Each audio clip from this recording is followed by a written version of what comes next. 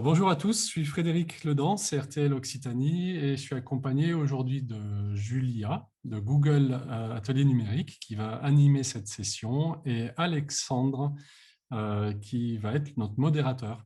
Donc Alexandre, vous n'allez pas forcément le voir, mais il est là et c'est lui qui suit les questions que vous pouvez poser en utilisant le bouton converser tout au long de l'atelier. Vous allez pouvoir poser des questions à l'écrit puisque vous ne pouvez pas être visible oralement, hein, vos micros et vos caméras sont fermés. Et c'est Alexandre, du coup, qui posera vos questions à Julia, qui vous répondra. Alors, peut-être pas forcément tout de suite après que vous l'ayez posé, parce qu'on va les regrouper, mais on va essayer de répondre à pratiquement toutes les questions pendant cette session de l'atelier. Donc, c'est la 5e session sur 7. Il y en aura encore 2 autres, une le 6 octobre et une le 3 novembre. Celle du 3 novembre, d'ailleurs, c'est sur le même thème Google Analytics, mais au niveau perfectionnement, niveau 2. Là, aujourd'hui, on est sur une approche plus générale, niveau débutant. Il y a beaucoup d'autres sujets d'ateliers qui sont programmés sur le site du CRTL. Au 2e semestre, on ne va peut-être pas tous pouvoir les mettre en œuvre, mais ne vous inquiétez pas, ils ne seront que décalés, ils ne seront pas annulés. Et on pense que par rapport à votre disponibilité, le printemps est aussi une bonne période. Donc, on est déjà en train de préparer des ateliers pour les mois d'avril et mai de l'année prochaine. Voilà, donc Google Analytics, ben, je vais laisser la parole à Julia qui anime l'atelier. Très bien, merci Frédéric. Bonjour encore une fois à tout le monde et merci d'être là ce matin. Comme Frédéric vous l'a signalé, donc cette conférence sera disponible en replay, mais sachez que vous pouvez tout autant prendre en photo ou en capture d'écran les slides qu'on va vous présenter. On ne pourra pas vous envoyer le support, mais voilà, vous pouvez repartir avec des photos, des captures d'écran et puis surtout, si vous pouvez vous munir de quoi prendre des notes, c'est bien, c'est mieux. On va aborder donc ce niveau 1 qui a pour objectif de comprendre l'intérêt de l'analyse de données d'un site internet, en quoi c'est utile, qu'est-ce qui est intéressant de regarder, d'analyser et voilà, vraiment à quoi ça va nous servir. Donc, on va découvrir tout ça. Ce sera une conférence plutôt riche en informations. Et puis, on va découvrir l'outil. On va rentrer dans l'outil, Google Analytics, découvrir les rapports et où est-ce qu'on peut trouver les informations principales. Donc, première question qui est importante. Qui parmi vous a déjà un compte Google Analytics d'intégrer?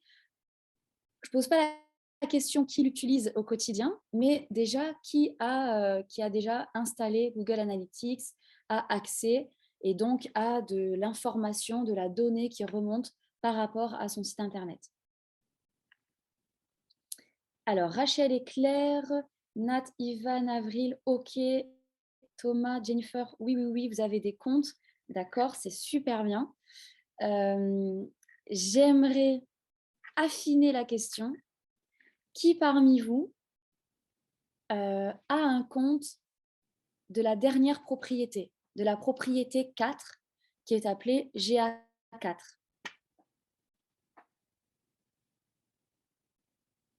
Ah, là, on commence à avoir des points d'interrogation, des noms, vous ne savez pas. OK. Donc, très important, avant de rentrer dans la session, il faut savoir que Google Analytics, donc vous avez un compte Google Analytics qui, à l'époque, traditionnellement, avant 2021, on va dire, était composé de plusieurs propriétés. Vous pouvez imaginer qu'avec le terme propriété, on entend aussi le terme version, une version de Google Analytics. Et avant 2020-2021, on était tous sur la version UA, Universal Analytics. Je vais vous montrer directement en image avec le compte de démonstration qu'on va aussi, on va se reposer sur le compte de démonstration pour découvrir l'outil tout à l'heure. Alors, vous voyez à l'écran, OK. qu'on parle de propriété Universal Analytics ou de propriété GA4. Et c'est très important de le signaler dès l'introduction aujourd'hui. Si vous êtes sur une propriété Universal Analytics, elle va disparaître. Alors, elle va arrêter de collecter de la donnée à partir de juillet 2023 et elle disparaîtra totalement dans un an, d'accord ? À partir de l'hiver prochain 2023. Donc, c'est très, très, très important de commencer à s'intéresser à la propriété GA4. Si vous ne l'avez pas encore d'active, eh bien, activez-la le plus tôt possible.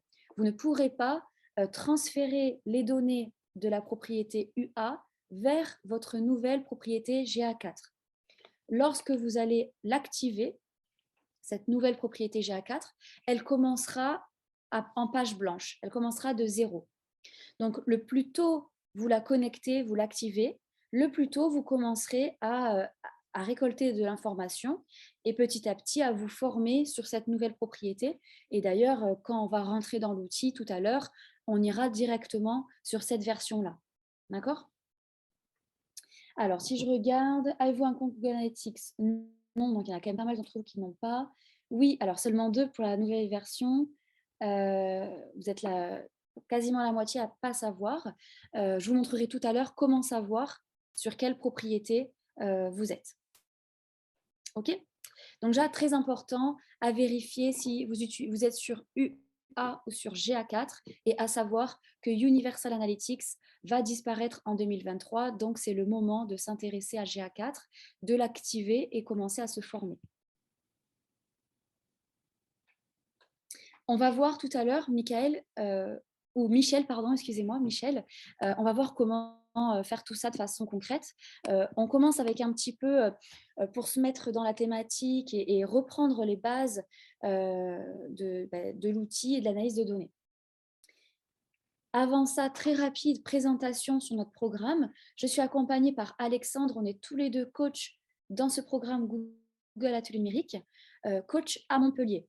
Il faut savoir que là, on est en session partenaire, parce que nous sommes partenaires du CRTL, donc c'est en local, c'est dans l'Occitanie, et donc Alexandre et moi, nous sommes physiquement aujourd'hui à Montpellier. J'ai la comédie devant moi sous les yeux, donc si vous êtes de passage dans les environs, vous pouvez venir nous voir physiquement tous les lundis. On délivre au quotidien des formations au numérique, différentes conférences que vous pouvez trouver donc au quotidien sur notre chaîne YouTube Google Atelier Numérique. Alexandre va vous mettre le lien dans le chat que vous pouvez mettre de côté. Et autrement, à plusieurs reprises au cours de l'année, on donne des sessions donc avec le CRTL et on est déjà en train de préparer les sessions 2023. On vous redonnera l'information tout à l'heure, mais vous pouvez nous rencontrer en visio sur des créneaux d'1 heure pour poser toutes vos questions de façon individuelle. Ça, c'est vraiment la valeur ajoutée de notre programme et de façon totalement sans frais. Vous n'avez aucun budget à solliciter, d'accord ? Pour que ce soit bien concret pour vous, vous pouvez nous appeler. Donc, il y a un numéro de téléphone unique pour tout notre programme parce qu'on n'est pas que en région Occitanie, on est dans 4 autres régions. Et donc, il y a un numéro national que vous pouvez appeler pour prendre un rendez-vous individuel en visioconférence, comme là, d'1 heure, pour pouvoir aller plus loin sur toutes les thématiques qu'on aborde. Donc, voilà, c'est tout simple. Vous appelez, vous tombez sur un coach comme Alexandre et comme moi au téléphone et vous pouvez prendre votre rendez-vous. Idéalement, vous restez en local avec nous. Donc, vous pouvez demander les coachs de Montpellier et comme ça, vous pouvez nous poser toutes vos questions de façon individuelle dans les semaines ou les mois à venir. Chose dite, n'hésitez pas à poser vos questions par rapport à notre programme et autrement, on va rentrer dans la thématique. Donc, la conférence va durer 1h30 pour se remettre au fait de l'analyse de données, de notre trafic web, à quoi ça sert, quelles questions se poser, quoi aller regarder, d'accord ? Et après, donc, on va naviguer dans l'outil. Donc, je vous pose la première question. Vous avez pour la plupart un gîte, un hôtel ou voire même un commerce lié au tourisme ou peut-être certains une office du tourisme ou autre. Eh bien, on va tous imaginer qu'on est à l'accueil d'une office du tourisme. Ok. Qu'est-ce que vous souhaiteriez savoir sur la personne qui arrive dans l'office du tourisme? Nous, là, on a un exemple plutôt commercial. On peut se poser aussi la question, imaginons qu'on serait tous gérants et gérantes d'une boulangerie. Qu'est-ce qui vous intéresserait de savoir concernant la personne qui rentre? Comment il a connu? Tout à fait. Merci beaucoup, Avril. Tout d'abord, comment il a connu? Comment il a vu notre adresse? Comment il a entendu parler de l'Office du tourisme? Alors, Rachel, la provenance et qu'est-ce qu'il utilise, c'est pas la même chose. Enfin, effectivement, c'est intéressant. Alors peut-être vous avez mis une virgule pour dire deux éléments différents et pas pour préciser. Mais effectivement, on a bien la provenance, d'où venait la personne avant d'arriver à l'Office du tourisme. Est-ce qu'elle a utilisé un mobile, une tablette, un ordinateur pour prendre toutes les informations et après faire le choix de venir? D'accord, on est d'accord, Rachel. Effectivement, une fois sur place, dans une boulangerie ou dans l'office du tourisme, qu'est-ce qui intéresse la personne? Euh, qu'est-ce qu'elle est venue rechercher comme information? Qu'est-ce qu'elle est venue acheter concernant une boutique? Quels sont les produits qui l'attirent, mais ceux pour lesquels elle n'est pas encore sûre, elle a besoin d'avoir d'autres informations? Quelles sont les questions qu'elle va venir poser à l'accueil? Quelles sont ses attentes? Tout à fait. Est-ce qu'elle est voilà, satisfaite, etc. D'accord. Émilie nous parlait du lieu de domicile. Oui, on peut s'intéresser à qui est cette personne. Est-ce que c'est un homme, une femme? De quel âge? Est-ce que c'est une personne locale ou est-ce que c'est un touriste, une touriste qui vient d'ailleurs, etc., etc. Quelques critères démographiques. Ok. Eh bien, ce sont toutes ces questions-là qu'on va pouvoir récolter dans notre compte Google Analytics et qui va nous permettre de mieux comprendre qui sont les visiteurs de votre site, d'où viennent-ils et comment se comportent-ils sur votre site Internet. D'accord? Donc, au niveau de qui est la personne, des critères démographiques, l'âge, d'où vient la personne, mais là, c'est pour le côté géographique. D'accord? Quels sont ses centres d'intérêt? Quelle technologie utilisent les utilisateurs donc, par rapport au site Internet? Est-ce qu'ils naviguent sur mobile ou davantage sur ordinateur ou sur tablette? Le comportement, c'est que font les utilisateurs qui arrivent sur votre site? Quelle page ils regardent? Combien de temps ils restent sur votre site? Où est-ce qu'ils cliquent? Est-ce que s'il y a une vidéo sur votre site, est-ce qu'ils regardent la vidéo? Est-ce qu'ils vont tout en bas de la page, de vos pages? Est-ce qu'ils scrollent sur votre site Internet? Quels produits ils regardent? Et puis, en termes d'acquisition, donc c'est un peu la provenance, hein, comment ils nous ont connus. Est-ce qu'ils sont arrivés sur vos sites parce qu'avant, ils venaient de vos réseaux sociaux ou est-ce qu'ils venaient avant du site d'une office du tourisme qui a mené à votre site Internet? Est-ce que c'est grâce à vos emails, vos campagnes d'emailing? Est-ce que c'est grâce à la publicité que vous avez fait? Voilà, tout un tas de questions qui est très intéressant à identifier. Troisième point, qu'est-ce qu'ils ont réalisé comme action? Est-ce qu'ils ont réservé?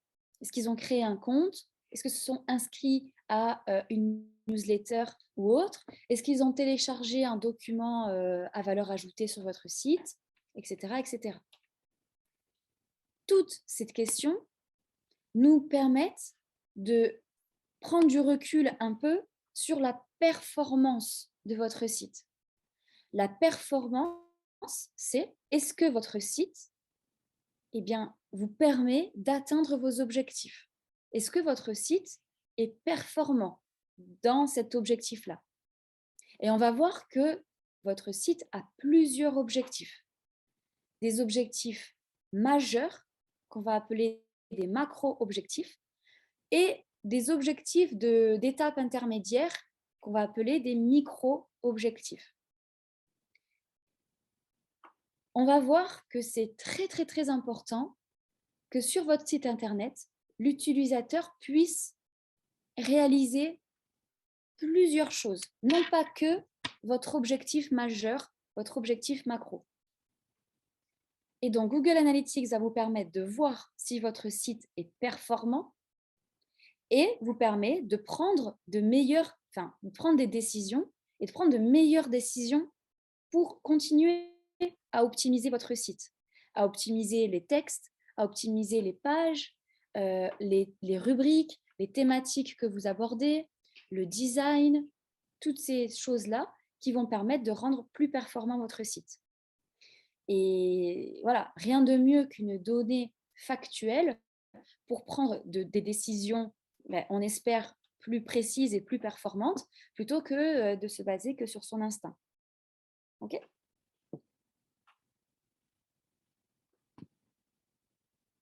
Donc, la démarche analytique se compose de 3 étapes.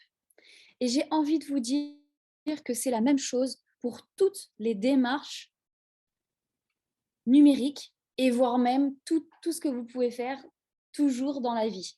D'accord ? Mais là, si on reste sur les stratégies digitales, toute stratégie digitale se compose de ces 3 étapes. D'accord ? Qui est de faire l'état des lieux. Donc là, pour le coup, sur l'analyse de données, eh bien, récolter la donnée. Donc là, les données que vous importez et qui arrivent dans votre compte Google Analytics. Donc d'une part, on fait un état des lieux, on récolte la donnée. On analyse, on essaie de comprendre ce que veut dire cette donnée, qu'est-ce qu'on comprend. Attention, la première erreur à ne pas faire sur l'analyse de données, c'est de tirer des conclusions trop vite. C'est-à-dire d'avoir une donnée, ce qu'on appelle une taille d'échantillon faible, mais de tirer des conclusions sur cet échantillon-là. Par exemple, vous avez un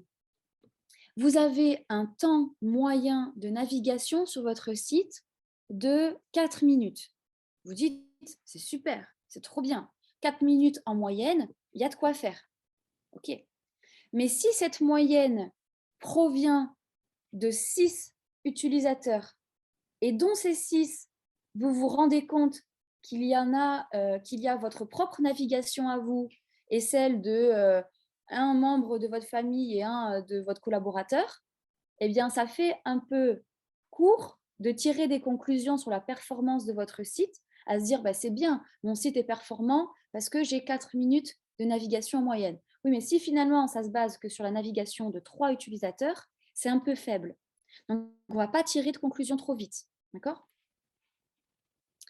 Et donc, la troisième étape, après d'avoir analysé, d'avoir compris, eh bien, on va faire un plan d'action, on va optimiser et faire vraiment mettre en place des actions concrètes pour améliorer les différents critères de notre site, le contenu, le design, le côté fonctionnel, d'accord, le fait que votre site fonctionne bien, etc.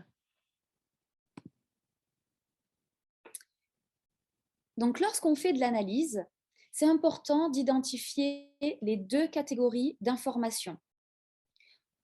On a l'analyse quantitative et l'analyse qualitative. Google Analytics vous donnera, dans la majorité des cas, une information quantitative, mais elle ne pourra pas se suffire à elle-même. Une bonne analyse, pour comprendre réellement ce qui se passe, c'est important de croiser quantitatif avec qualitatif. Très, très important. Un exemple très parlant. Vous faites un post sur un réseau social, par exemple un post Facebook.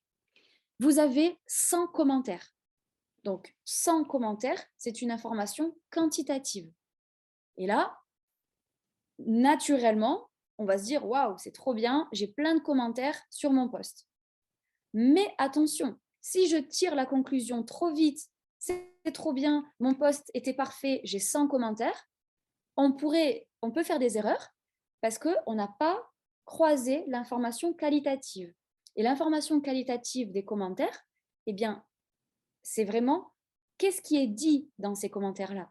Et si finalement ce sont 100 commentaires négatifs qui témoignent d'une insatisfaction par rapport à votre offre, à votre marque, à votre produit, et là, ou alors par exemple à votre hôtel, à votre hébergement, eh bien, c'est négatif.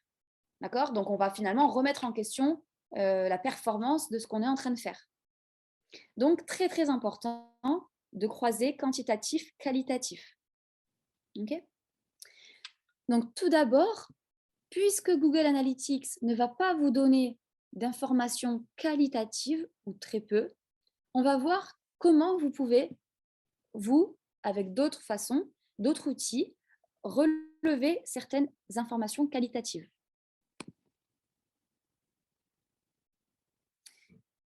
Donc, les données qualitatives, et je vous invite à prendre en photo cette slide ou à prendre des notes, elles visent à répondre à la question « Pourquoi ?»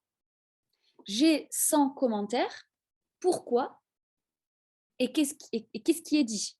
D'accord? J'ai 100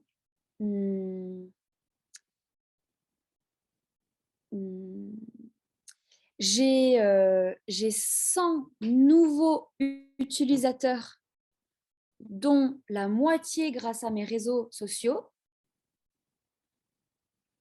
Qu'est-ce qui se passe?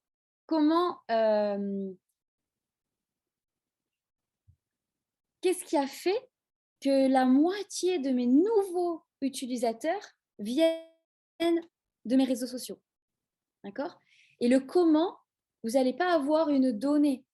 Ce ne sera pas, eh bien, c'est parce que, ou alors de mémoire. De mémoire, vous allez pouvoir vous dire, j'ai fait un jeu concours, donc c'est grâce à ça que ça m'a apporté 50 nouveaux utilisateurs. Vous n'allez pas avoir la donnée. Vos 50 nouveaux utilisateurs proviennent de vos réseaux sociaux parce que vous avez fait un jeu concours. D'accord? Donc, c'est là où on va creuser à chercher à savoir pourquoi et de vraiment se rapprocher de l'utilisateur. OK? La meilleure façon de savoir pourquoi et d'avoir une information qui se rapproche le plus possible de la réalité de l'utilisateur, eh bien, c'est de lui poser la question directement. On va chercher à lui poser la question directement pour comprendre aussi, dans le cas où c'est plutôt des informations négatives qui remontent, pourquoi l'utilisateur ne fait pas ce que vous avez prévu de faire sur votre site. Et on va voir que sur un site internet, vous avez ce que vous avez vous prévu comme chemin et vous avez le chemin utilisateur qui va passer par d'autres façons. Et alors, c'est intéressant de poser directement la question à l'utilisateur pour savoir qu'est-ce qui fonctionne et qu'est-ce qui ne fonctionne pas. 3 façons de récolter de l'analyse qualitative. Tout d'abord, l'observation. Donc, observez quelqu'un qui navigue sur votre site. La façon la plus facile, vous faites venir quelqu'un qui n'a jamais, idéalement quelqu'un qui n'a jamais navigué sur votre site, et voire même qui ne sait pas du tout qui vous êtes et qu'est-ce que vous proposez sur votre site. Donc ça, c'est une expérience à faire, d'accord? Essayez, pareil, de ne pas tirer des conclusions en observant seulement 2 utilisateurs, mais essayez de faire un échantillon plus ou moins représentatif. Et là, tout d'abord, vous observez la personne. La personne, elle est censée, en 6 secondes, pouvoir identifier qui vous êtes, ce que vous vendez, à quel endroit vous êtes, d'accord? Si c'est du national, je suis sur un site où je peux acheter des produits cosmétiques dans le national, ou si c'est une offre en local, je peux profiter de ce que vous avez à vendre, à savoir vos hébergements, et bien seulement si je viens dans votre hébergement. D'accord? Donc, est-ce que j'ai bien compris dans quel endroit c'est? À proximité de quelle ville? Est-ce que je peux me projeter? D'accord? En 6 secondes, la personne, elle doit savoir qui vous êtes, ce que vous vendez, où vous vous situez et grossièrement comment profiter, enfin comment acheter, quoi, si vous voulez, comment réserver. Donc, et là, c'est un peu la règle des 3 clics. Il y a beaucoup de chiffres, mais en 3 clics, la personne doit être capable de réaliser l'objectif majeur de votre site, à savoir, par exemple, la réservation. Donc déjà, en observant quelqu'un, vous allez pouvoir voir si la personne, elle est perdue, si elle fronce les sourcils, si elle a du mal à savoir à comprendre votre site et à naviguer à l'intérieur. Donc là, déjà, vous prenez des notes et vous avez un peu le qualitatif. Deux autres façons de faire des entretiens, donc en réel, face à face ou au téléphone. Et là, vous avez prévu, par exemple, 10 questions que vous posez. Et donc là, vous essayez autour de vous voilà, de rassembler une quinzaine de personnes, par exemple, ce qui veulent bien X personnes, est-ce qu'elles veulent bien vous accorder 15 minutes des questions. Et le dernier exercice, mais ça, c'est plutôt quand on vend un produit, c'est de faire ce qu'on appelle un focus group, c'est-à-dire de réunir, donc dans une même pièce ou en visioconférence, par exemple, un panel d'utilisateurs, de personnes qui sont parmi votre cible, mais qui ont des caractéristiques différentes. Donc, par exemple, dans le tourisme, eh bien, des familles avec des jeunes qui voyagent tout seuls, avec des citadins qui ont envie voilà, d'évasion et de grande nature, mais qui n'ont pas l'habitude, avec un voyageur expérimenté et qui voyage tout le temps, un peu en sac à dos, voilà, par exemple. Okay, et en fait, de les faire discuter autour de votre nouvelle offre, de votre nouveau service ou bien ou produit, et de voir un peu tout ce qui ressort. D'accord? Donc là, déjà, trois façons. Et il y a un outil digital très intéressant que vous pouvez utiliser notamment pour la phase d'observation et ce sera sur le format incognito. Cet outil, c'est faire l'outil qui permet d'avoir des cartes de chaleur, ce qu'on appelle les heat maps. Et m'échappe alors le nom de l'outil. Tu l'as Microsoft Clarity, peut-être, Julia. Non, c'est pas Microsoft. Hotjar. Hotjar, merci. Merci Jennifer, merci Alexandre. Hotjar. Donc Hotjar, et peut-être Alex, tu peux mettre soit le lien, soit un tutoriel par exemple pour utiliser Hotjar en version gratuite. Mais donc dans sa version gratuite, Hotjar vous permet d'avoir des cartes de chaleur. Comme vous le voyez dans l'écran, les cartes de chaleur indiquent les zones rouges qui sont les zones les plus, là où la souris, alors c'est vrai que c'est davantage pour les navigations sur ordinateur, mais là où la souris va le plus sur votre site. Donc on va retrouver généralement les onglets du site internet par exemple. Okay, eh bien ça vous indique, on considère que la souris, eh bien c'est là où le regard se porte, et donc ça vous donne l'information où l'attention, où le regard de vos utilisateurs va et est attiré sur votre site internet. D'accord? Ça, c'est déjà intéressant pour vous dire, OK, j'ai tant d'utilisateurs qui viennent sur ma page, mais qu'est-ce qui les attire sur ma page? Est-ce qu'ils regardent l'information clé que moi, j'espère qu'ils vont regarder? Vous pouvez regarder donc une carte de chaleur pour avoir le pourquoi ou le comment. C'est déjà une bonne chose de savoir que vous avez sur 100 utilisateurs, vous en avez 48 qui sont arrivés sur la page de vos chambres, mais est-ce qu'ils regardent l'information clé que vous y avez mis? Ce serait bien de le savoir, d'accord? L'outil, dans sa version gratuite, vous permet aussi d'avoir des sessions enregistrées anonymes des utilisateurs.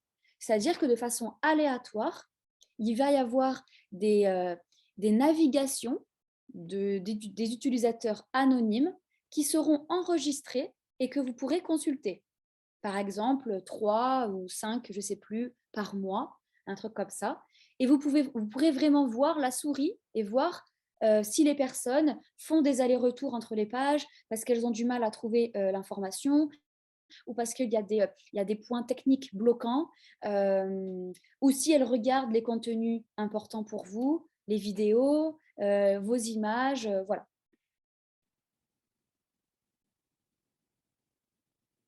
Alors, si Aurore, Hotjar fonctionne bien sûr très bien pour les mobiles. J'imagine que du coup, ce n'est pas le tracking de la souris, mais c'est le scroll, le pouce, etc. Mais si, vous avez bien sûr Hotjar pour version mobile.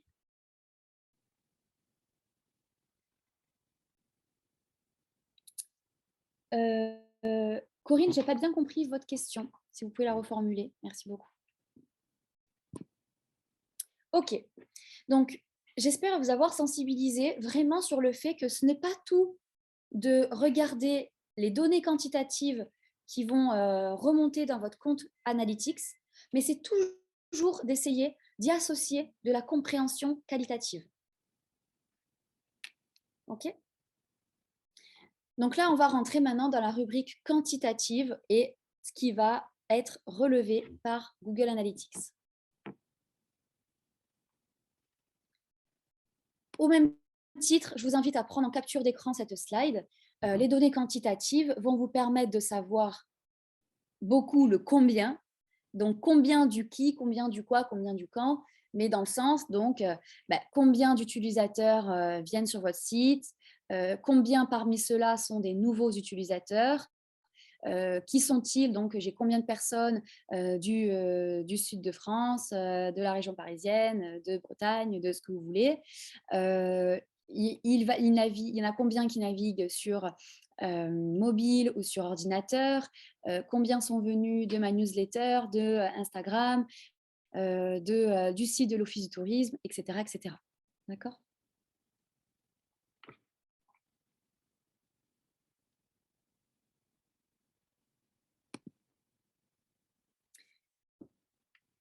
Quelle est la différence entre ces deux pages qui sont toutes les deux des captures d'écran des versions du réseau Facebook?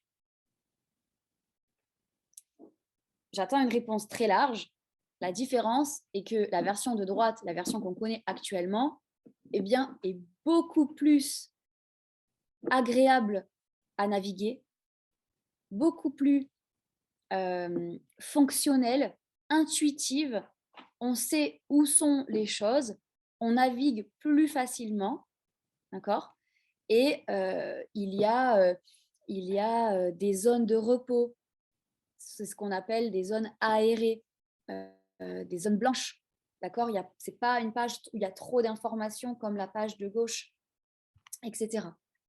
Et on peut très bien penser que Facebook a su s'améliorer en ce sens grâce à l'analyse qu'ils ont fait remonter des dernières versions à l'époque et pour optimiser et voir lesquelles rubriques fonctionnaient, qu'est-ce qui ne fonctionnait pas, etc. En la croisant avec des données qualitatives. Autre exemple. Quelle est la différence entre les deux captures d'écran ici que vous voyez?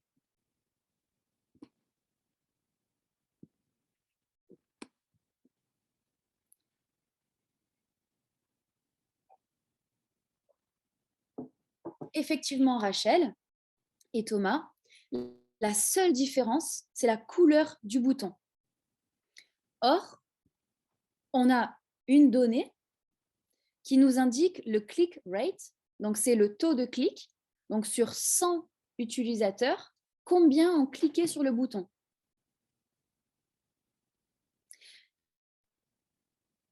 On voit qu'il y a plus de personnes qui ont cliqué sur le bouton avec la couleur verte. Mais si on s'était arrêté à la version avec la couleur bleue, on aurait déjà pu se dire « Oh, ben, j'ai un taux de clic de 52, c'est pas mal, je garde. » Mais on ne peut pas tirer une conclusion sans avoir comparé, sans avoir au moins testé une seule version. Effectivement, il y a la flèche aussi, Anna, qui est différente, qui guide et qui mène, effectivement. On ne peut pas tirer une conclusion de quelque chose, se dire « Ok, ça fonctionne », sans l'avoir comparé à au moins une autre version. D'accord ? Donc, comparez toujours, faites des phases de ce qu'on appelle des phases de test and learn. Et ça, c'est très, très important. Vous allez, grâce à la donnée qui va remonter dans Google Analytics, vous allez commencer à avoir une perception de la performance de vos boutons, de vos titres, de vos pages, de vos photos, etc. Mais pour savoir si vraiment la performance, elle vous convient, il faudra au moins tester une autre version et pour voir la différence de performance. C'est ce qu'on va appeler le test and learn. Le test et j'apprends. Et j'apprends et j'optimise. Ce test and learn, vous allez pouvoir peut-être croiser cette méthode qui est ce qu'on appelle de faire des tests A/B. A/B. Je vous l'écris dans le chat pour que vous le voyez. Donc, test A/B où vous allez aussi pouvoir voir A/B testing. Souvent, on le voit dans l'emailing et ou dans l'analyse de données. Quand on fait du test A/B, c'est un test miroir, version A, version B. Miroir dans le sens où, comme cet exemple-là, quasiment tout est identique, excepté un seul critère, un seul élément. On est quasiment dans une version miroir à un critère près, ce qui nous permet vraiment de pouvoir analyser. Donc là, si on avait changé la couleur du bouton, mais aussi le texte, on n'aurait pas mis « Learn more », mais autre chose. Si on avait changé le titre, pas « Discover Wikipédia », mais un autre titre. Si on avait changé d'autres critères de design, d'autres couleurs, etc., on n'aurait plus su grâce à quoi le taux de clic a augmenté. Est-ce que c'est grâce au nouveau titre? Est-ce que c'est grâce au nouveau texte du bouton? Est-ce que c'est grâce à la couleur? J'en sais rien parce qu'il y a trop d'éléments qui ont changé. Donc, lorsque vous allez optimiser votre site pour essayer d'améliorer vos performances, c'est très important de prendre la démarche du test and learn et du test A/B, c'est-à-dire d'essayer d'améliorer vos performances en changeant qu'un seul élément par période. Par période, dans le sens où, si vous vous donnez qu'une semaine afin de tirer la conclusion de changer la couleur d'un bouton, ça peut être suffisant, mais ça peut être aussi pas assez. D'accord ? Alors, peut-être que pour la couleur d'un bouton, ça peut être suffisant. Je vous parle de l'anecdote d'Amazon qui, comment le texte d'un bouton a pu faire perdre des milliers d'euros à Amazon. À un moment donné, ils ont voulu faire le test de changer. Alors, je ne sais plus si c'était le texte du ajout au panier ou le texte d'autre chose, mais voilà, ils ont changé juste le bouton et ça a fait perdre des millions d'euros et des milliers de commandes. Et donc, ne vous inquiétez pas, qu'en une journée, ils ont rectifié le tir. D'accord ? Mais à échelle moindre, et donc finalement, c'est proportionnellement au nombre de visiteurs que vous recevez sur votre site, c'est important donc de faire des changements périodiques par période et de laisser faire la machine. Encore une fois, de ne pas tirer des conclusions trop vite. Okay ? Mais ça, c'est très important, c'est vraiment au cœur de l'optimisation du test and learn, de faire la méthode de A/B.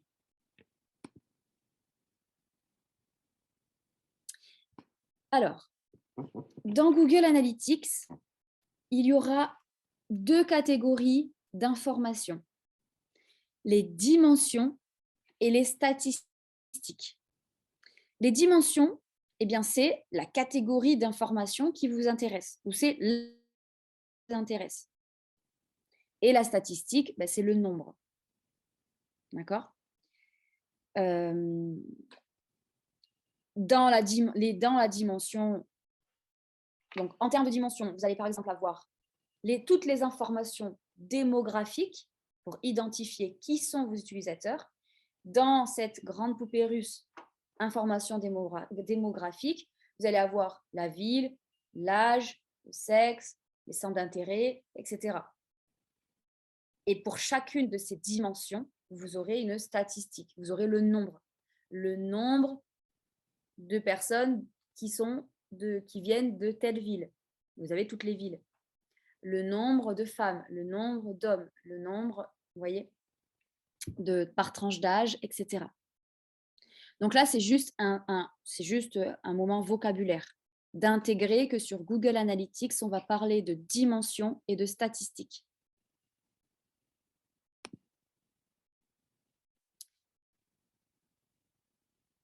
Ça va être des tableaux, les rapports sont tous faits de la même façon, d'accord ?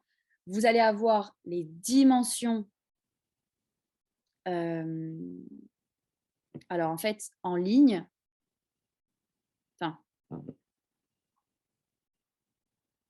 en fait, il y a plein de poupées russes. Là, par exemple, j'ai la poupée russe de la dimension langue, dans laquelle il y a toutes les langues. Et je souhaite comparer chacune des langues et face auxquelles il y a les statistiques.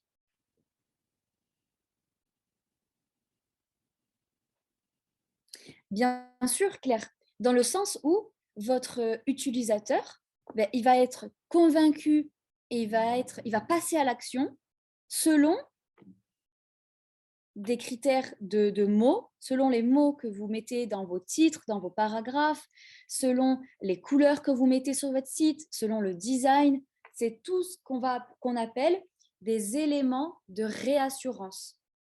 Votre site doit être composé d'une multitude d'éléments de réassurance pour conforter l'utilisateur dans la découverte, dans votre découverte, et dans le fait de passer à l'action, de réserver, etc. Et effectivement, donc Alexandre vous parle d'études dans le sens où, eh bien, avec les digital, de nouveaux métiers et disciplines donc, sortent, hein, et notamment là, la discipline qui est liée à tout ce qu'on aborde, c'est notamment l'UI et l'UX design, et on va parler d'ergonomie. Ok, je vous écris UI design et UX design. Le UI design, je vous l'écris. Voilà, c'est la user interface. Ben, pour le coup, c'est le design visuel, si je peux dire. D'accord ? Dans quelle mesure les couleurs orientent les clics, le regard, les comportements, les typographies, l'espace, tout ça. Et UX, c'est la user utilisateur expérience. Et là, pour le coup, c'est le chemin, c'est la navigation. C'est la user experience. Est-ce que votre site est un site agréable, fluide, intuitif, sur lequel votre utilisateur sera capable d'avancer et en 3 clics réaliser l'action principale.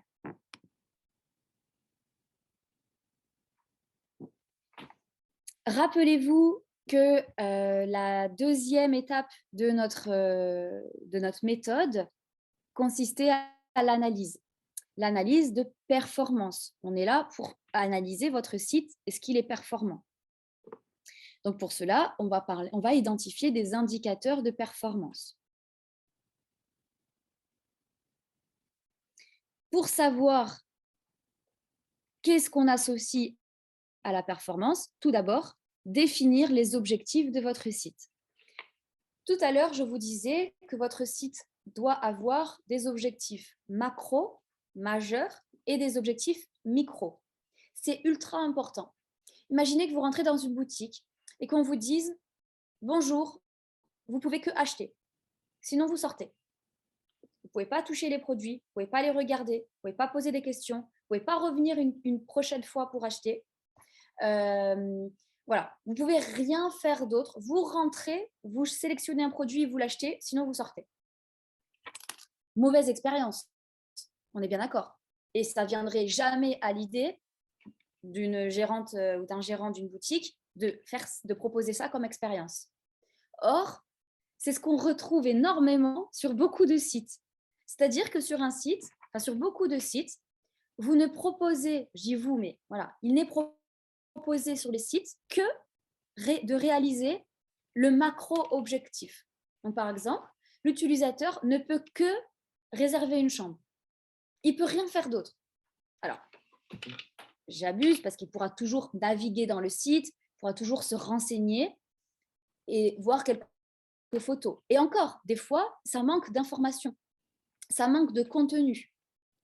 Et ou ça manque d'action intermédiaire. Je ne suis pas encore prête à réserver, mais je serais bien prête à regarder une vidéo qui montre mieux votre établissement. Je serais bien prête à savoir quels sont tous les autres acteurs touristiques autour de l'hébergement pour savoir si je vais pouvoir profiter de mon séjour sans prendre la voiture. Je serais bien prête d'en savoir plus sur les hôtes et découvrir s'il y a des activités proposées, etc. etc. Donc, c'est très important d'identifier quel est votre macro-objectif. Alors, vous pouvez en avoir plusieurs. Par exemple, avoir des appels et avoir des réservations, d'accord? Et aussi des micro-objectifs.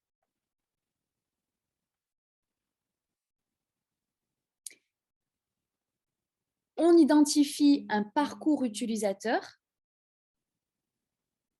et votre objectif dans votre site Internet, c'est de travailler la phase d'attention. Donc, vous attirez des utilisateurs, mais vous arrivez à... l'attention, en fait, elle va se travailler plutôt à l'extérieur de votre site. Qu'est-ce que vous faites à l'extérieur, donc par exemple sur vos réseaux sociaux, sur le site de l'Office du tourisme, dans vos campagnes d'emailing ou autres, pour attirer. Ensuite, qu'est-ce que vous mettez dans votre site pour faire augmenter le temps de navigation? Est-ce que vous proposez du contenu de qualité? Est-ce que vous arrivez à leur créer le désir de votre offre, de leur donner envie? Et après, bien, est-ce que vous leur permettez de passer à l'action? De définir tout ça à l'avance va vous permettre d'être beaucoup plus à l'aise dans Google Analytics parce que vous allez savoir quoi regarder. D'accord? Vous allez savoir que votre objectif étant ça et vos micro-objectifs étant regarder cette vidéo, télécharger un PDF qui indique, qui présente les hôtes, etc. Faire en sorte que les personnes aillent sur votre page partenaire et où vous recensez les autres acteurs touristiques, voire même avec des offres commerciales. On peut imaginer que vous fassiez des partenariats en local. Que la personne s'inscrive à une newsletter ou crée un compte. Voilà, toutes des petites actions que l'utilisateur peut faire lorsqu'il n'est pas encore prêt à faire le macro-objectif, mais que ça vous conforte dans votre stratégie. Vous avez l'information, OK, sur 100 personnes, j'en ai 3 qui ont réservé. Qu'ont fait les 97 autres? Ils ne sont pas bons à jeter? Non, ils n'étaient pas encore prêts à réserver, mais ils ont fait ça, ils ont fait ça, ils ont fait ça. OK, je suis confortée, mon site est performant et ça avance. D'accord?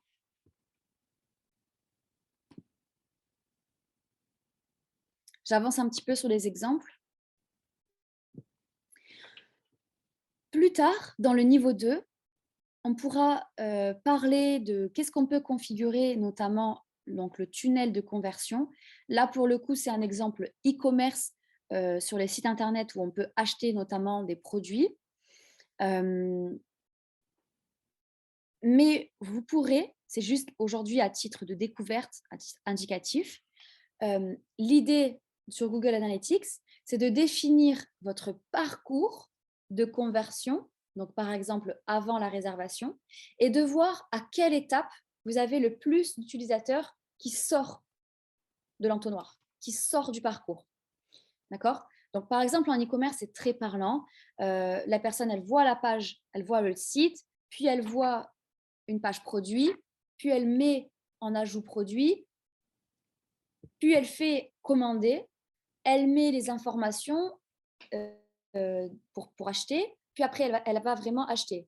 Eh bien, on voit à chaque étape quel est le taux de perdition, d'accord? Et ça vous indique quelle étape eh bien, n'est pas adaptée à l'utilisateur. Parce qu'elle est trop longue, on demande trop d'informations. Souvent, on peut voir que c'est au moment où on va mettre le code promo ou au moment où on a les informations du temps de livraison ou du coût de livraison qu'on a beaucoup de personnes qui partent parce que finalement, les conditions ne lui conviennent pas, quoi. Ça permet toujours de prendre des meilleures décisions sur la suite. Donc ça, on peut le configurer sur Google Analytics, mais dans un niveau avancé. OK. Est-ce que jusque-là, ça va? Est-ce que vous êtes prêts et prêtes à rentrer dans l'outil de Google Analytics?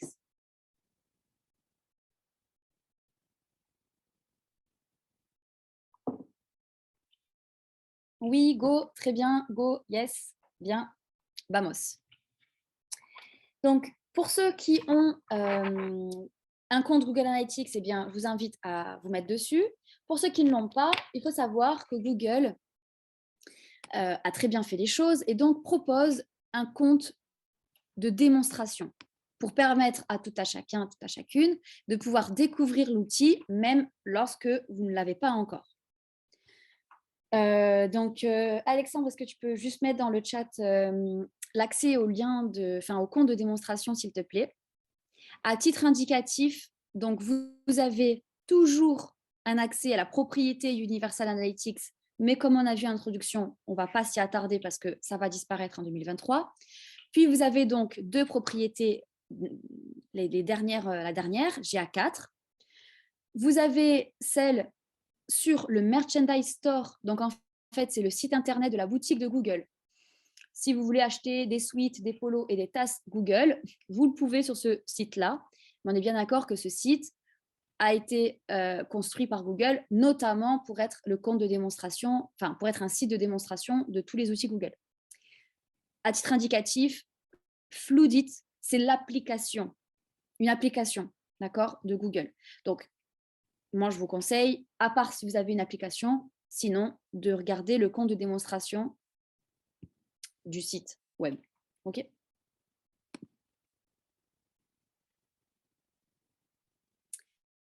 Donc, pour répondre à Michel, il me semble, tout à l'heure, qui se demandait comment faire pour voir si on a une propriété GA4 ou UA. Et comment activer. Je crois que la question de Michel, c'est surtout comment activer.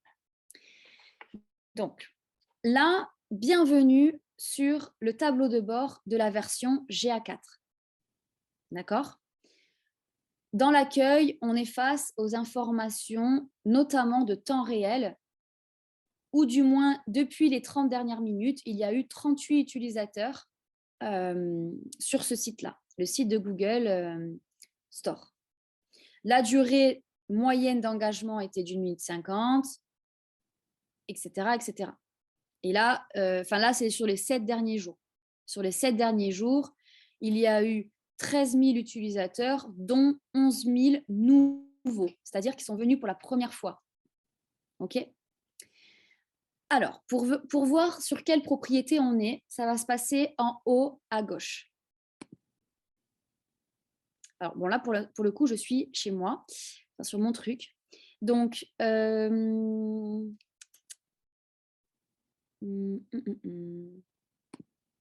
OK. Donc là, par exemple, vous voyez qu'avec mon compte Google, je peux avoir plusieurs comptes Analytics. OK, jusque-là, d'accord. Pour un compte que je sélectionne, je peux avoir plusieurs propriétés. C'est ce qu'on voyait. Et là, vous voyez que les propriétés UA ont UA dans l'identifiant de la propriété. Et les propriétés GA4 n'ont rien. Et alors, on peut le mettre nous-mêmes. C'est nous qui avons la main pour le mettre au niveau du titre GA4- le nom du site. Okay, mais lui-même, l'outil, il aura mis UA dans l'identifiant. Et s'il n'y a rien, c'est qu'on est sur GA4. Donc, si vous voyez que dans propriété, vous n'avez que UA, ça veut dire que vous n'avez pas GA4. Et si vous voyez qu'il n'y a rien, ça veut dire que c'est déjà GA4. Je vais aller, alors, OK. Par exemple, très bien. Sur ce compte-là, j'ai que UA. Donc, je vais vous montrer comment on va pouvoir activer, même si on ne va pas le faire, mais GA4. Alors, oui, Anne, on peut toujours avoir les deux propriétés en même temps, tant que UA ne disparaît pas. Et ça vous sert pour le moment, si vous avez UA et que vous êtes à l'aise sur UA, d'ouvrir GA4 d'ores et déjà le plus tôt possible pour commencer à récolter de la donnée. D'accord, et puis après, pour être prêt à basculer sur GA4 au bon moment. Il faut savoir que la récolte de données n'est pas rétroactive. Voilà. Donc, Rachel, je réponds un peu à votre question. Donc, tout d'abord, vous allez commencer à récolter de la donnée au moment où vous installez l'outil. Donc, si vous installez l'outil, par exemple GA4, que maintenant, mais que votre site existe depuis 3 ans, vous allez commencer depuis 0. C'est pour ça qu'on vous indique, vous conseille de l'installer le plus tôt possible. Comme ça, vous commencez à récolter de l'information, même si vous n'êtes pas prêt du tout à naviguer dans Google Analytics maintenant, au moins, vous savez que ça travaille tout seul. Ensuite, est-ce qu'il est possible de faire basculer les informations de UA vers GA4 ? La réponse est non. C'est pour ça que le plus tôt possible, c'est intéressant d'activer sa propriété GA4. Anne, oui, tout à fait.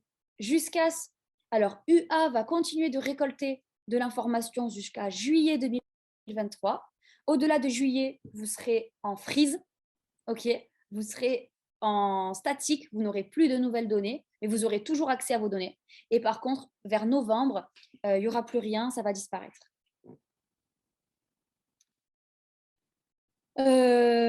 Thomas, oui, en remontant le plus loin possible au niveau du calendrier.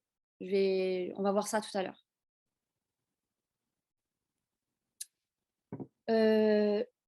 Alors, Eric, oui, et même UA, ça dépend principalement d'un site internet, mais il faut savoir qu'en fait, dans GA4, on va pouvoir récolter les informations au même endroit concernant l'application et concernant le site internet. Alors qu'avec UA, on devait avoir un endroit, une propriété, non, c'était une vue, du coup, mais je ne veux pas vous perdre, pour le site et pour l'application. Et on a tout en un en GA4.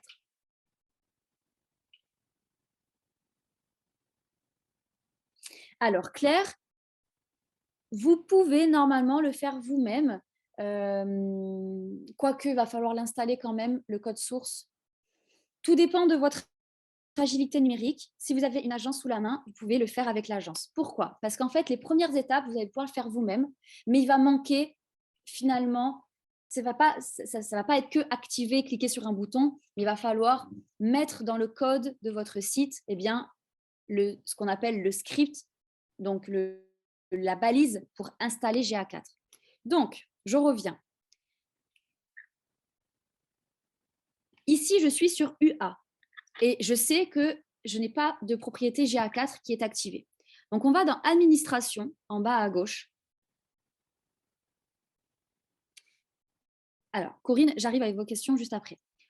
Administration en bas à gauche, puis Propriété. Et donc là, c'est juste cliquer sur Créer une propriété.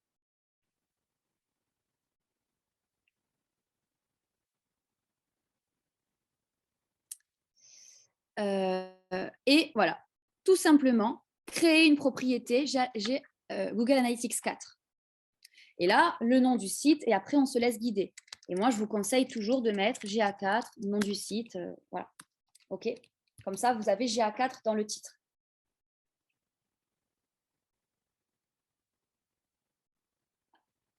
Philippe, c'est bien ça.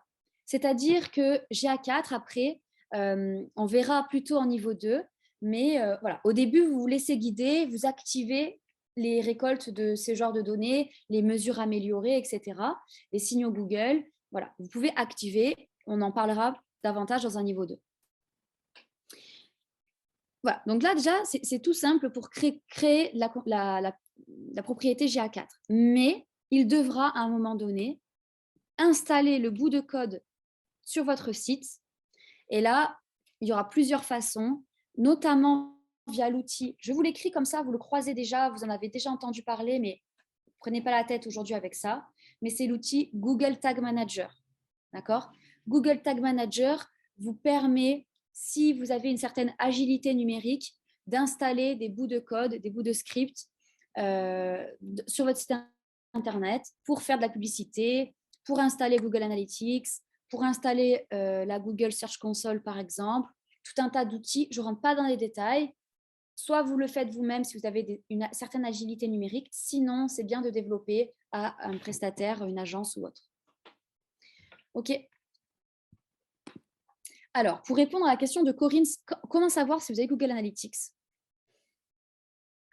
Ben, la façon la plus simple, c'est de vous connecter à Google Analytics et de voir si donc vous avez une propriété, votre propriété ici qui remonte. Mais c'est d'être préalablement connecté à votre compte Google. Et là, vous pouvez faire la connexion avec votre mail par rapport de votre activité et si ce n'est peut-être d'autres mails susceptibles avec lesquels vous auriez pu peut-être installer Google Analytics.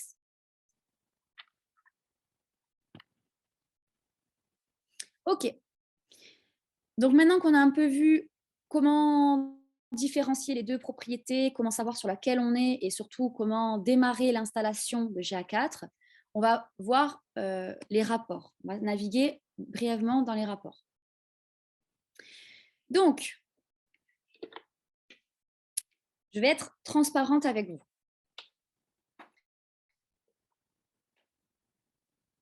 Du point de vue marketing, Google Analytics a été présenté comme une version, enfin, Google Analytics 4 a été présenté comme une version simplifiée de UA. Pour ceux qui, comme Anne, ont l'habitude de naviguer sur UA, vous allez au tout début être perturbé par GA4, mais comme chaque nouveauté. D'accord ? Là, il faut être prêt, c'est presque psychologique, mais comme toute nouveauté, au début, on est moins à l'aise, mais c'est OK, ça va le faire. On passe de plus de 200 rapports côté UA à 20 rapports sur GA4. Donc, c'est en ce sens que c'est une version plus simplifiée. Il y a moins de rapports et l'information est organisée avec le même vocabulaire. Et vous voyez qu'on retrouve, nous, ce qu'on a mis, comportement, acquisition, audience. Voilà. Et on a beaucoup moins de rapports. Corinne, j'arrive. Là où je suis transparente, c'est que dans les deux cas, UA ou GA4, les deux sont de parfaits icebergs. C'est-à-dire qu'il y a un niveau 1 de découverte de l'outil et d'utilisation de l'outil avec ce qui vous est donné tel quel, ce qui vous est donné nativement, donc ce qui est à la surface de l'iceberg. Et ça déjà, vous pouvez faire beaucoup de choses. On se rappelle qu'on est là pour voir dans quelle mesure notre site est performant et essayer de prendre de meilleures décisions pour l'améliorer. Donc, on n'a pas besoin, des fois, de faire tout un tas de configurations. Par contre, lorsqu'on veut commencer à faire une analyse un peu plus poussée et une analyse personnalisée à notre site, par exemple, identifier combien de personnes ont cliqué sur ce bouton, précisément ce bouton-ci, combien de personnes... Enfin voilà, on fait des comportements vraiment très spécifiques alors on doit rentrer dans une certaine configuration. Et là où je suis transparente, ben, mais comme c'était côté UA, mais c'est vrai que côté GA4, cette configuration de niveau 2, de niveau 3, etc., est plus difficile, ou du moins demande quand même une certaine connaissance de l'outil, et pourquoi pas donc de déléguer la tâche à quelqu'un. Mais déjà, avec ce qui est donné par l'outil nativement, vous avez déjà de quoi faire. Okay, avec la version visible de l'iceberg. Alors, Corinne, c'est possible. Il y a vraiment 2 outils très importants pour suivre la performance de votre site Internet.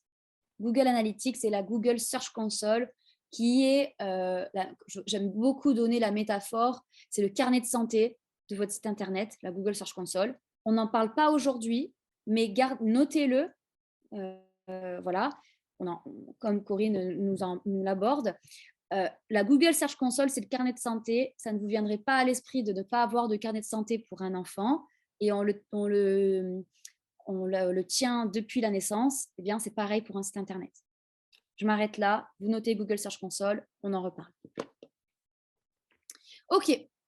Alors, on rentre très rapidement dans la découverte des rapports. En fait, je vous laisserai naviguer dans ces rapports de votre côté, et notamment avec le compte de démonstration, vous pouvez le faire en toute autonomie avec des vraies données. Ce qui est intéressant tout d'abord, c'est le rapport temps réel. Temps réel, donc depuis les 30 dernières minutes, qu'est-ce qui s'est passé sur le site? Et là, vous retrouvez des informations. Alors oui, là, je suis du coup sur cette donnée où il n'y a pas de... Alors, je vais revenir, compte de démonstration. Voilà. Puis en plus, j'étais même pas du coup sur GA4. C'est bête. Voilà. Donc, mille excuses.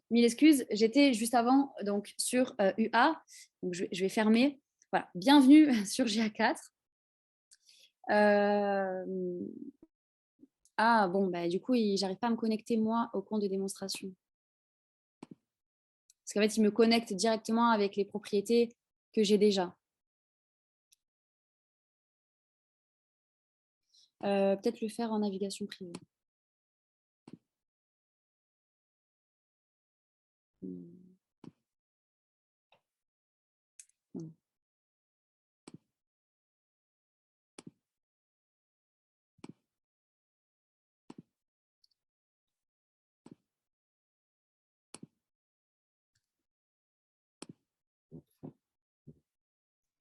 Oh.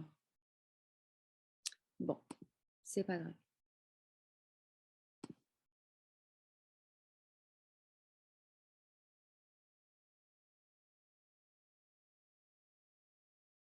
Ah, c'est bon. Ok, excusez-moi. Donc, on va dans rapport.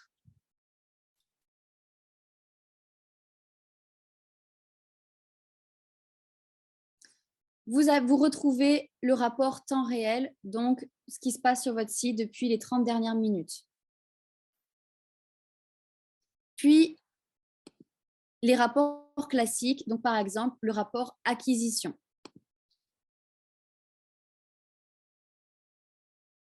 Dans l'acquisition, ce qui est surtout intéressant, c'est ce rapport-là. C'est de savoir donc depuis quel canal d'acquisition proviennent les utilisateurs.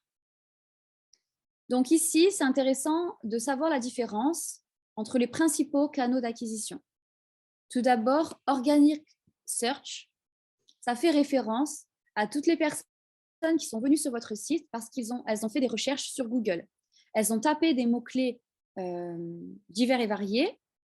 Ça compte votre nom de marque, mais sinon d'autres mots-clés. Et votre site est apparu parmi les résultats de recherche et les personnes sont arrivées sur votre site. En direct, on entend les navigations directes, à savoir lorsque l'utilisateur ouvre un onglet et met directement le nom du site dans l'URL. D'accord ? Airbnb, hop, je cherche Airbnb, je fais Enter, rentrer, j'arrive direct sur le site. D'accord? Ça, c'est direct.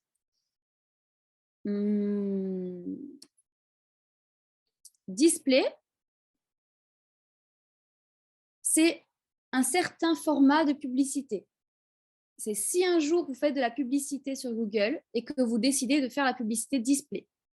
La publicité display, c'est d'afficher des bannières de votre site sur les autres sites. Par exemple, une personne qui va sur les sites des autres acteurs touristiques de votre région, de l'acteur des activités sportives, des restaurants ou autres, et bien là, vous dites « j'affiche des bannières publicitaires de mon activité ».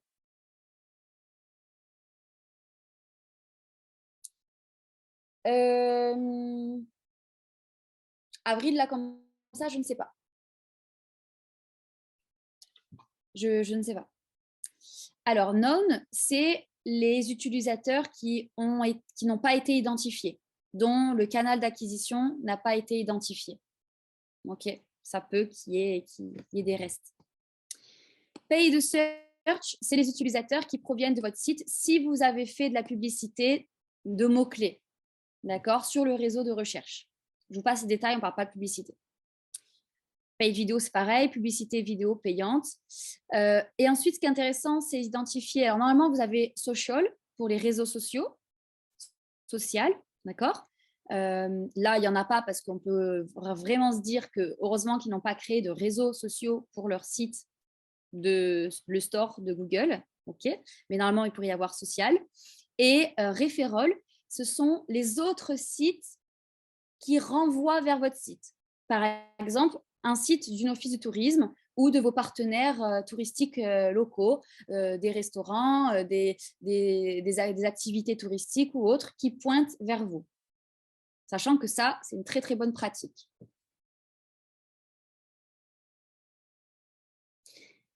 Alors, déjà, Anne,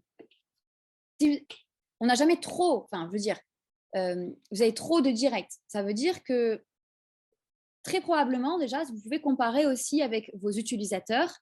Il y a beaucoup de chances que vous ayez peu de nouveaux utilisateurs. Vous voyez la différence entre utilisateurs et nouveaux utilisateurs? Vous avez peu de nouveaux. Parce que direct, ça veut dire que ce sont des personnes qui vous connaissent déjà. Ils sont déjà venus, en fait. D'accord? Ou alors, on leur a donné votre nom de marque, mais non, ça voudrait dire qu'ils auraient déjà l'URL d'entrée dans leur navigateur. Donc, ils sont déjà venus. Par contre, de known, non, ça ne vient pas de la balise, ça vient plutôt des utilisateurs eux-mêmes qui font des configurations pour ne pas être traqués.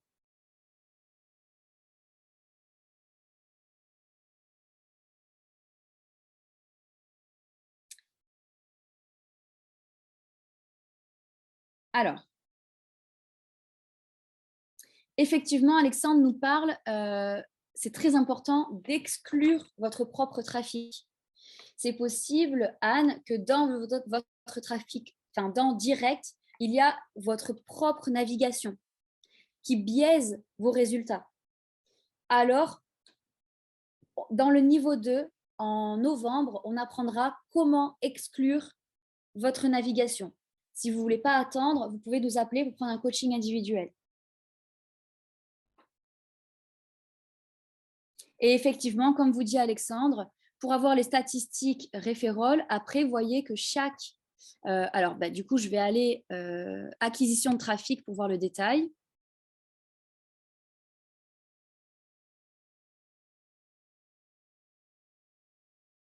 Et vous avez ici donc le détail, combien d'utilisateurs, quelle durée de navigation. Donc, on voit que finalement, les utilisateurs qui viennent du canal referral, donc des autres sites, il y en a moins. Ok. Par contre, c'est ceux qui naviguent le plus longtemps. Donc, c'est un canal d'acquisition de qualité. Si je veux plus de détails, ben voilà, ici, on clique dessus, quoi. Ok. Oui, Laurence. Installer Google Analytics, au début, ça démarre par bien cliquer, créer une nouvelle propriété, GA4, la nommer, etc. Et puis, il va falloir l'intégrer à votre site. Au début, vous la créez, il va falloir vraiment la mettre dedans. Donc, la mettre dedans, c'est d'intégrer la balise GA4. Et c'est là où on le fait avec Google Tag Manager. On peut très facilement le faire ensemble dans un coaching individuel. Mais il faut que vous ayez Google Tag Manager. Enfin, on pourrait aussi vous aider à installer Google Tag Manager et après, on installe GA4. Vous pouvez très bien prendre un coaching individuel d'1 heure pour voir ça ensemble. Sinon, si vous avez un développeur ou une agence sous la main, vous pouvez leur déléguer la mission. OK. Donc là, forcément, on ne peut pas passer en revue tous les rapports. Je vous laisserai naviguer et revenir vers nous si vous avez des questions. Mais je vais vous présenter des slides avec toutes les questions que vous pouvez vous poser pour chaque rubrique et qui peuvent vous orienter pour qu'est-ce qui est intéressant de relever comme information. Alors, hop.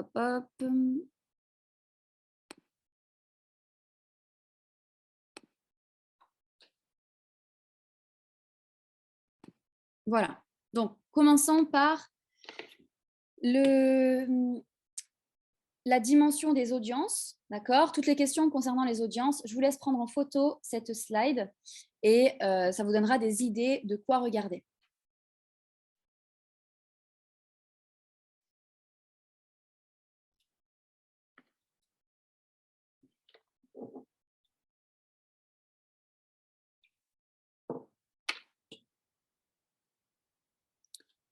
OK. Vous pouvez prendre celle-là aussi, ça vous donnera un peu de contenu.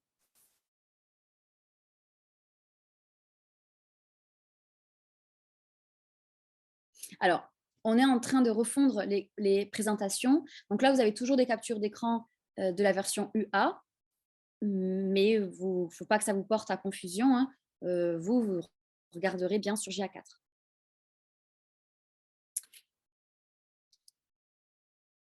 Rapport d'acquisition, les questions à vous poser.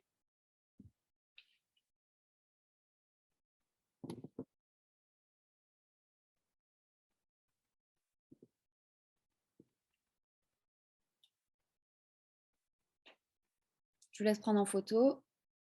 Après, c'est vrai que vous l'aurez en replay aussi, vous pourrez faire des stops, des pauses. Voilà, ce que vous apprenez, donc depuis quel canal d'acquisition proviennent vos utilisateurs. Si du coup, si la source est qualitative et si vous insistez sur ce canal-là, ou si vous allez donc passer plus de temps à essayer de meilleure une autre source. Par exemple, vous avez déjà beaucoup de personnes qui viennent grâce à l'organic search qui est les mots-clés sur Google. Vous vous dites, OK, bon, je reste comme ça, c'est très bien, ça me va. Je vois que réseaux sociaux, c'est encore trop faible. Je vais dépenser de l'énergie et du temps pour améliorer mon acquisition de trafic grâce aux réseaux sociaux.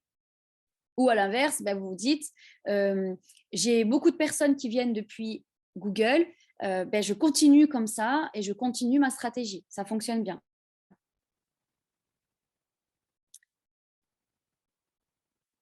Voilà, sources et supports, on l'a vu. Je vais répondre à vos questions dans quelques minutes. Rapport sur les comportements, les questions que vous pouvez vous poser. En attendant, alors, les utilisateurs par cohorte, c'est un peu de théorie, mais la version GA4 est destinée à être une version plus respectueuse de la vie privée des utilisateurs.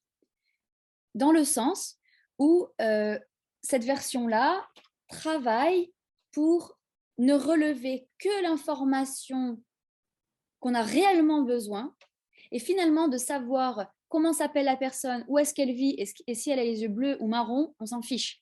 D'accord ? On va prendre la même décision par rapport à un panel d'utilisateurs large. On n'a pas besoin de les identifier personne par personne, ce qui est pas respectueux de la vie privée.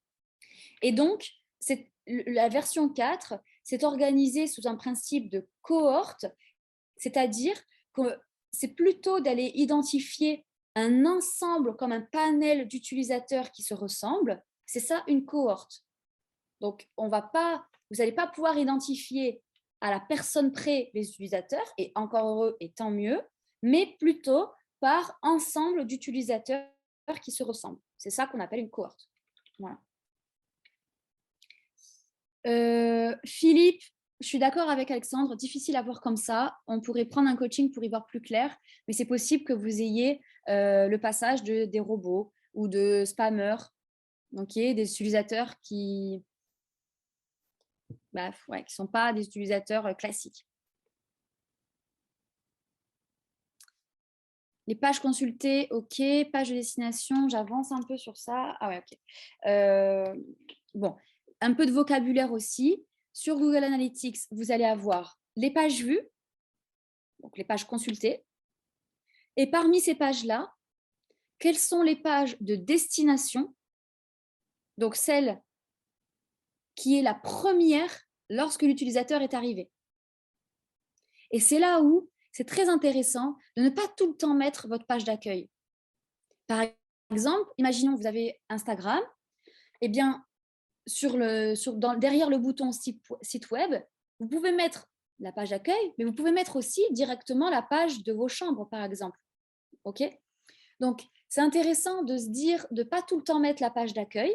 Comme ça, vous pouvez voir aussi, bien, parmi tous les liens que vous avez mis dans vos publications, dans vos emailings et à plein d'endroits différents, eh bien, vous pouvez voir que vous allez avoir différentes pages de destination et vous pouvez voir aussi donc, quel canaux d'acquisition aussi vous envoie le plus de trafic.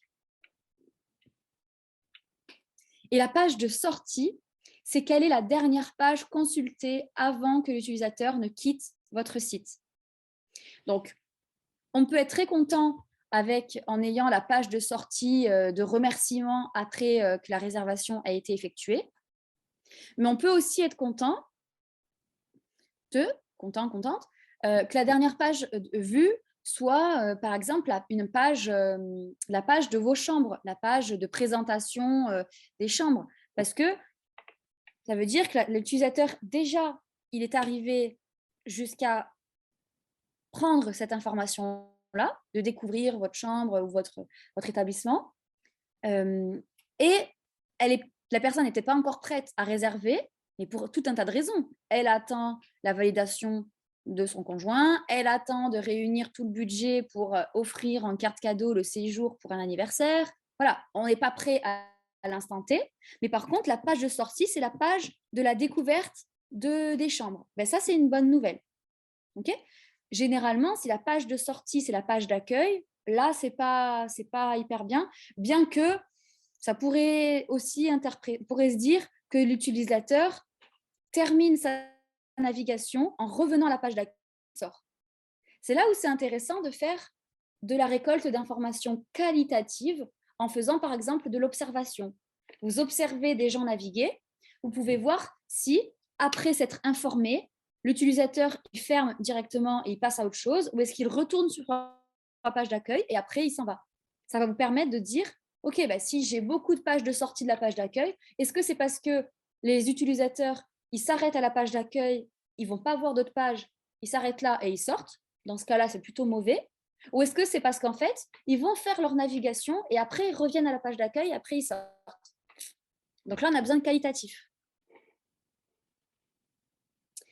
Alors, très rapidement pour Laurence,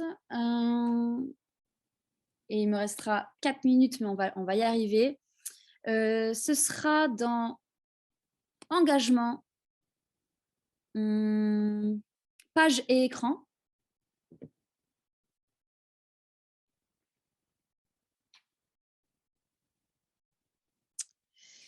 Et là, on va sûrement mettre une autre information. Donc là, si je mets sortie,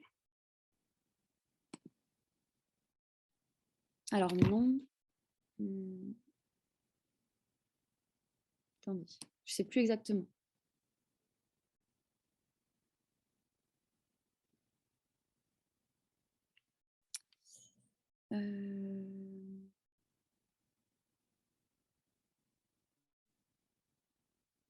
Je ne sais plus.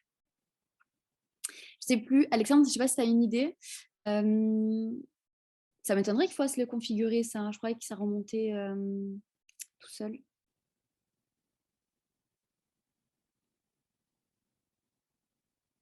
Ah, mais oui, là, je suis dans le titre. Alors, attendez. Voilà. Enfin, c'est peut-être pas ça, hein, mais...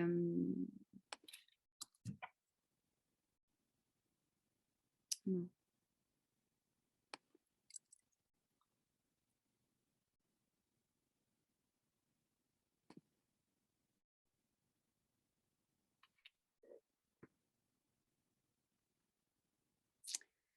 Je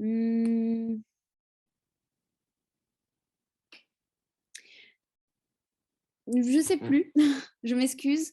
C'est à voir si, du coup, j'ai un petit doute si on doit le configurer ou si ça vient tout seul. C'est vrai que sur UA, ça remontait tout seul. Faudrait voir. Je m'excuse, mais vous pouvez regarder sur Google comment... Je vais le faire juste après pour avoir moi-même la réponse à la question. Mais ouais, voir si ça remonte tout seul ou s'il faut le configurer. Je ne sais plus.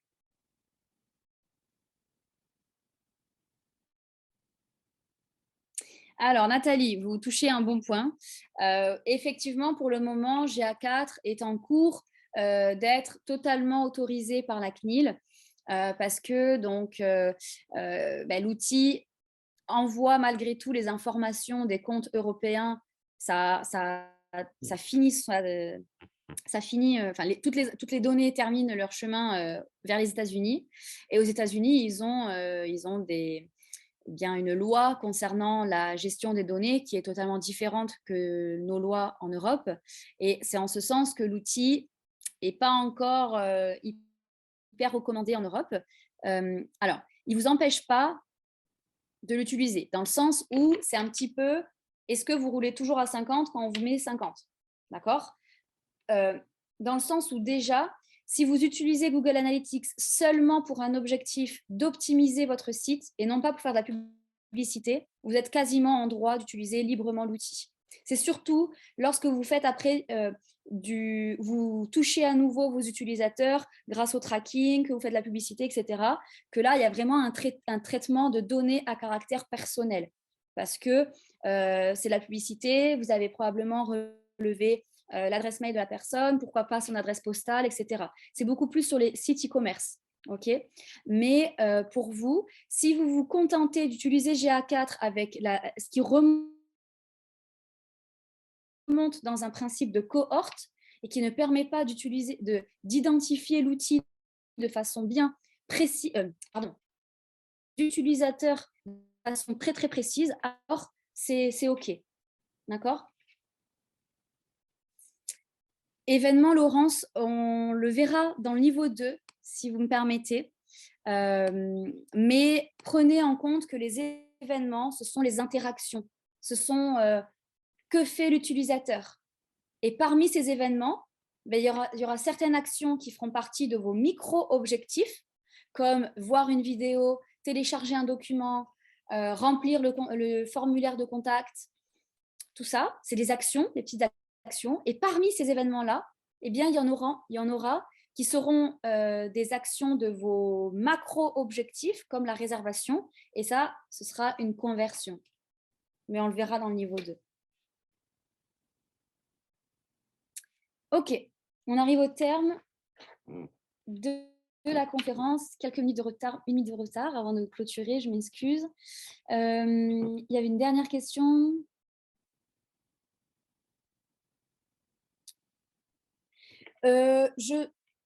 Tout dépend de ce dont vous avez besoin, Rachel. On va dire que toutes les données classiques, canaux d'acquisition, les critères d'audience, le comportement, etc., vont remonter dans tous les outils quasiment concurrentiels dans ce secteur d'activité de l'analyse de trafic web. Donc, chez Matomo, Analytics, je ne connais pas, mais voilà, vous allez retrouver la même nature de données. Et après, eh bien, tout dépend de jusqu'à où l'outil vous permet de configurer des choses personnalisées. Mais après, voilà, ça demande plus de connaissances. Eh bien, c'est nous qui vous remercions Merci beaucoup pour votre attention pendant cette heure et demie. Ça a été riche, mais j'espère que ça a été concret pour vous et parlant. Et merci d'avoir posé toutes vos questions. J'espère y avoir répondu au maximum. On vous remet les informations pour prendre un coaching individuel si vous souhaitez poser toutes vos questions à tête reposée pendant 1 heure en visio avec nous. Demandez les coachs de Montpellier. Et autrement, on se retrouve en novembre pour le niveau 2.